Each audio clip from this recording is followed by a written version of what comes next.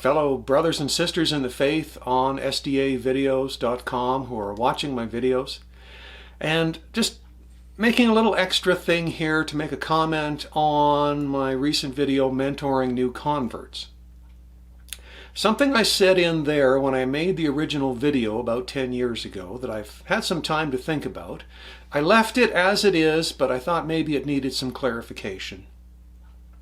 That's when I talked about optional extras, things to consider once you become an Adventist that are sort of peripheral discussion points that some people, that to me is where you see fanaticism in the church, is people take side issues, bring them to the front, issue becomes an all-absorbing passion, and then suddenly the evangelism is in-house, right? They're trying to get everybody in the church to believe exactly what they believe on a certain issue.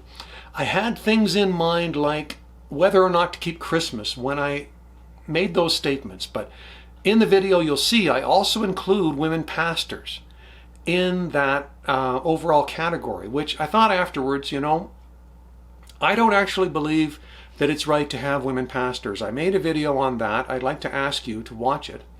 But I'll be the first to say that usually, and you find this probably in your own church, the one person who is making the biggest noise about how wrong women pastors are is usually off on some other side tangent, right? Like the festival days or something, and is doing that in-house evangelism. And a lot of times people, it's not that they don't want to hear it, it's that they don't want to hear it from you, if you're that person. And that's the last thing I want to be. So that video is called A Balanced View on Women Pastors. I'd like to ask you to watch it. But if you know the story from the days of Kellogg and the pantheism crisis around 1903, he's got a fairly big hold on the power structure of the church at the time. And a lot of people siding with him because of his personality, I think, writes this book espousing pantheistic views.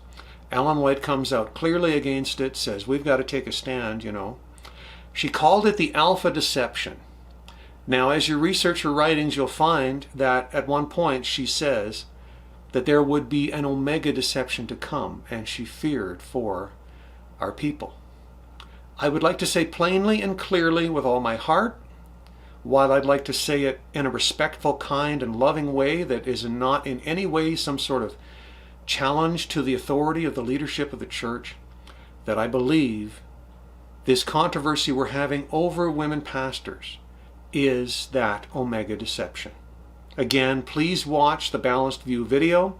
It's one of my first ones when I started really trying hard to edit in a more interesting way. So there's a few things that, I wish I'd done better, but I think the overall message is good. So I hope that you'll also watch Mentoring New Converts, because there is lots of good advice in there. If God has given you the joy that comes from seeing a new person join the church because of your efforts, and also, again, the Women Pastors video.